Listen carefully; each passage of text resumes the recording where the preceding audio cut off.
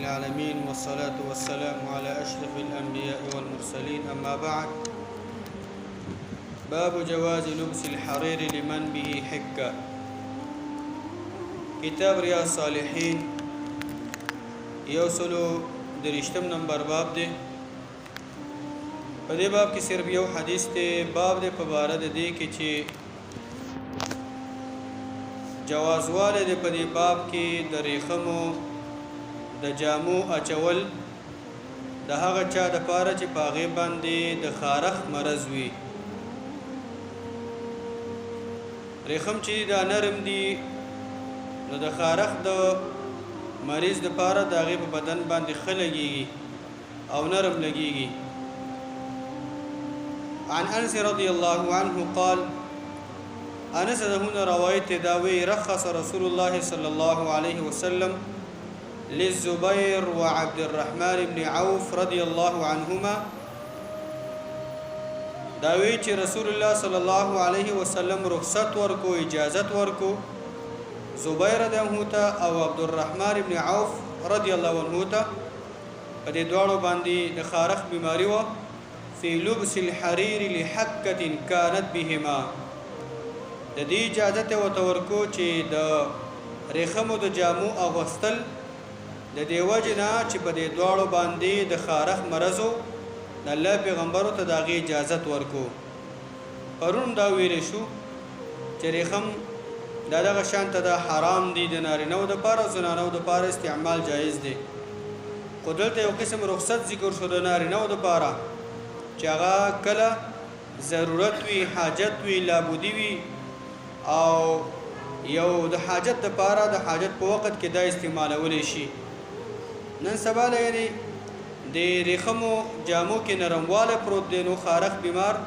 دغه شان تاغه چولې شي خو نن سبا دغه شان د ریخمو نه علاوه جایز کپړو کې دغه شان نرمي کپړې شته سړی واچي هغه په بدن باندې خلګي خو په وخت د ضرورت کې دا جایز شو یو څو ترشتم نمبر باب دی باب النهي عن افتراش جلود النمور والركوب عليها دا باب دی په باره د دې کې په باره د نهي کې دی منع کې دی د زناورو د سرمنو اغینه فرش جوړول او هغه غوړول او دغه شان د پاغه باندې کېناستل او پاغه باندې سورلې کول چې هغه سورلې باندې واچو باغې باندې سړې کینی دینه منع راغله چې د زناورو څرمن هغه استعمال داغي اغوستل او باغې باندې کېناستل د دینه په حدیث کې منع راغله یو حدیث دار چې عن معاویه رضی الله عنه قال معاویه فرمایلی دی هغه وی قال رسول الله صلی الله علیه وسلم رسول الله صلی الله علیه وسلم فرمایلی دی لا تركب الخز ولا النمار حديث حسن رواه ابو داود وغيره باسناد حسن الله پیغمبر فرمای تاسو مکینی الخز دا د ریخمو یو قسم دی تاسو د ریخمو په اغي شیانو باندې تاسو مکینی هغه باندې تاسو مکینی ولا النمار او نه د زناورو د پسرمونو مای تاسو کې نه چې دا غینه یو شی ستاسو جوړ کړی یا دې تورشک دې جوړ کړی یا دې یو استر اچولې یا دې بالغ ته استر اچولې او ته پاغي باندې کې نه او تکي ور باندې وي د ریخمونو هم من عراغله او د زناورو د سرمونو دا غینه هم من عراغله چې هغه باندې بسو دا شان د کینی نه یعنی هغه نمار هغه ته جلود السباع ته ویل کیږي هغه زناور چې هغه ماتون کی لکه د زمری شو دغه شان د نور هغه شیان چې هغه حرام او هغه ماتول کې درندګانی دا بل حدیث ته ابو الملیح د خپل بلار روایت کوي ان رسول الله صلی الله علیه وسلم نهى عن جلود السباع روایت ابو داود او ترمذی او نسائی دی ابو الملیح د خپل بلار روایت کوي چې یقینا رسول الله صلی الله علیه وسلم د زناورو د سرمونو نه منع کړی د چې د زناورو په سرمونو باندې به څوک نه کینی